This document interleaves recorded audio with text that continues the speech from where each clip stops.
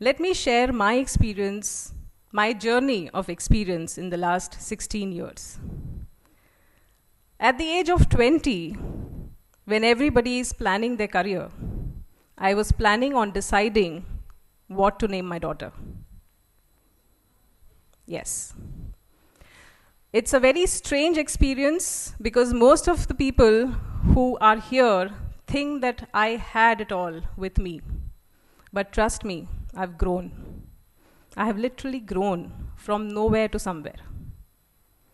And let me also share with you today, it is a very, very emotional experience that all throughout life has not been easy. It was tough. It was very, very challenging.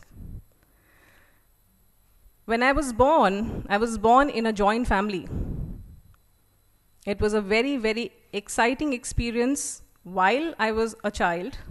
However, I was the first child in the family. And when you have a first child in the family, there are a lot of expectations associated with that child. When you have expectations coming from all across, you are almost like a punching bag. And the expectation was that I had to become a doctor, nothing else. Either I would become a doctor or I was a useless child. So it was very important for me to understand and realize, until 8th standard, I believed that I wanted to become a doctor. Until I reached my 10th standard and I realized that that was not my cup of tea. I could not see blood, I could not see wounds because I used to faint.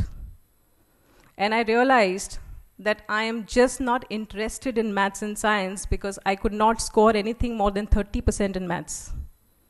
This was just not my cup of tea. I was not a science student because English used to really attract me. Economics used to attract me, excite me, thrill me. But anything to do with chemistry, physics, and biology, it used to give me nausea. So that is when I voiced it out to my family that, Dad, I'm not meant to become a doctor. The next thing that I hear from my father was, then you are just good for nothing. Absolutely hopeless. I was born to become a doctor, but I could not fulfill the desires of the family.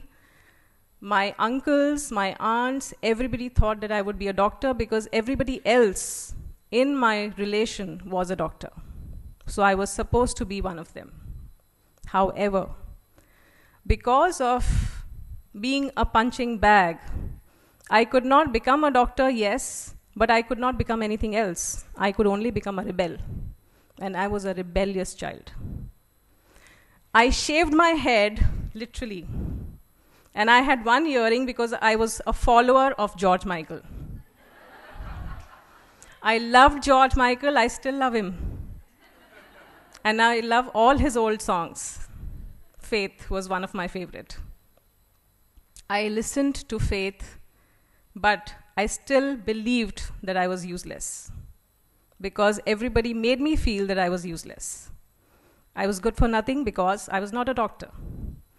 At the age of 18, I left my house and I moved out. I took some wrong decisions in life because I was a rebel. A lot of things happened, and one of the most disastrous thing that happened was that I was a college dropout. Yes. So all those people who felt that probably they lack skills, no, it is not the scenario. Let me also share another experience. Getting into an airline. Well, I never applied for the airline. Somebody else did. And I just by fluke got the opportunity to face an interview. And when I faced an interview of an airline, and I cleared it, I just could not believe that I've cleared the interview. Because I realized that maybe I'm not meant to do anything. I was a useless child. When I faced the interview and they told me that you're shortlisted, for 3 days I just could not believe. I thought somebody's joking with me. And then, when I finally realized that I'm already there as a part of the training team, the trainer team of Jet Airways, that is where I started realizing that maybe I'm not as useless as I felt. And that is when I sat in front of the mirror for some time and spoke to myself. God has given me an opportunity. Do I need to avail or do I need to leave it? This is the time to decide. And that is where I took my first step. On my daughter's first birthday, I entered into Jet Airways Training Center for the first time. 20th of May, 1996. And that was the first day of my training. And then there was no looking back. Since then, I have just evolved and evolved and evolved.